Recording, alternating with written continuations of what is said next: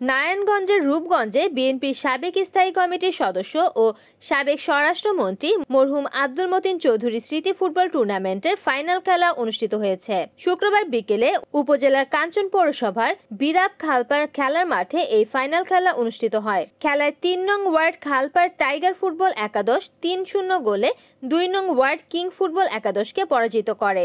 খেলা শেষে বিজয়ীদের মাঝে পুরস্কার বিতরণ করেন বিএনপির জাতীয় নির্বাহী কমিটির সদস্য মুস্তাফিজুর রহমান ভূঁইয়া দীপু।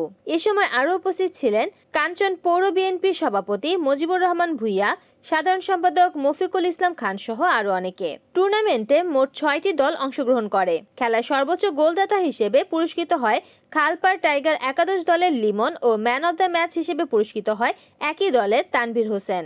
আমি আগে দেখতাম এই মাঠটা আরো অনেক বড় ছিল, মাঠটাকে ওরা ছোট করে ফেলেছে বিভিন্ন জায়গা থেকে বিভিন্ন জিনিস এনে, কারণ গাজী সাহেব চেয়েছিল এই মাঠটাকে যে কোনো ওয়েতে দখল করে ওনার কোনো জায়গাকে কোনো কিছু করার জন্য উনি অনেক চেষ্টা করেছিল।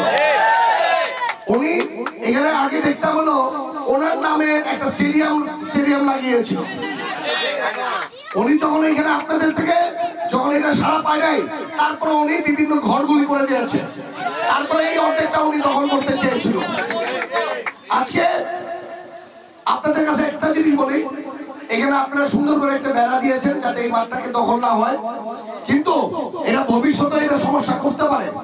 এর জন্য আমি চাবো আপনাদের মাঝখানে আপনাদের সাথে দেখে এখানে ছোট করে হলো একটা গ্যালারি করে ফেলতে। রিপোর্ট করেছেন গোলাম মোস্তফা সাগর, NN TV, নারায়ণগঞ্জ।